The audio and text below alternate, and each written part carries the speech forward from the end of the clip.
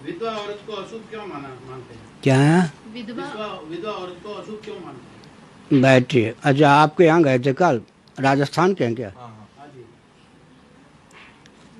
ऐसा है कि 10 महाविद्या का नाम आपने सुना होगा।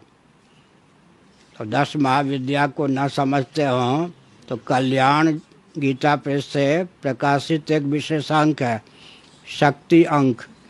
उसमें 10 महाविद्या का वर्णन किया गया है। गीता प्रेस से दूसरा ग्रंथ प्रकाशित है, भक्ति सुधा। उसमें हमारे पूज्य गुरुदेव स्वामी कृपात्री जी महाराज ने, सुनाई पड़ता है क्या, 10 विद्या का वर्णन किया। 10 जो महाविद्या हैं उनमें कुमारी कन्या भी हैं, सधवा स्त्रियां भी हैं और विधवा भी हैं। इसका मतलब देवियों का मातृशक्ति का 3 रूप हो सकता है। कभी वो कन्या होती हैं, कुमारी होती हैं, कभी विवाहिता हो जाती हैं। और दैवयोग से जब भगवान राम की माता भी विधवा हो सकती हैं, कोई भी देवी दैवयोग से विधवा हो सकती है।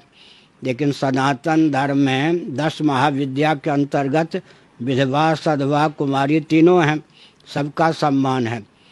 तो विधवा को अशुभ नहीं मानते। और सन्यासी को क्यों अशुभ मानते हैं? इसका उत्तर क्या है?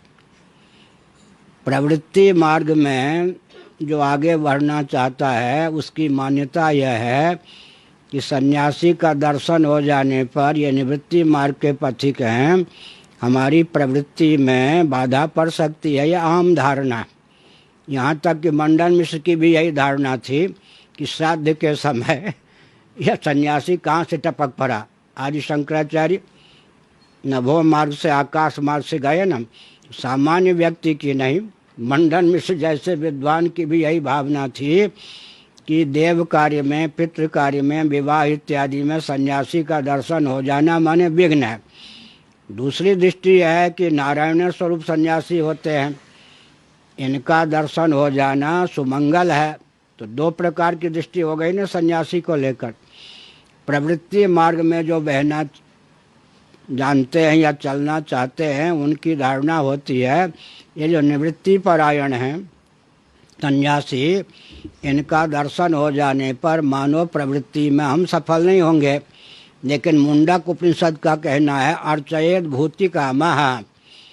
जो तत्वज्ञ महात्मा हैं वो कुछ बोलें या ना बोलें, अगर विभूति की सिद्धि की आवश्यकता है, धन की आवश्यकता है, उनकी सेवा कीजिए। उनकी सेवा के फलस्वरूप आपको संपत्ति प्राप्त होगी।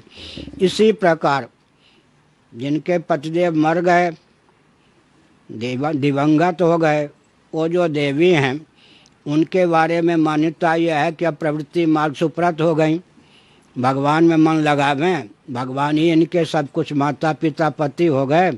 तो प्रवृत्ति मार्ग में विवाह इत्यादि के अवसर पर मुख्य सहभागिता विधवा की इसलिए मानते नहीं हैं क्योंकि ये निवृत्ति मार्ग के पथिक हैं, इनका मन विकृत न हो विवाह आदि में सम्मिलित होने पर।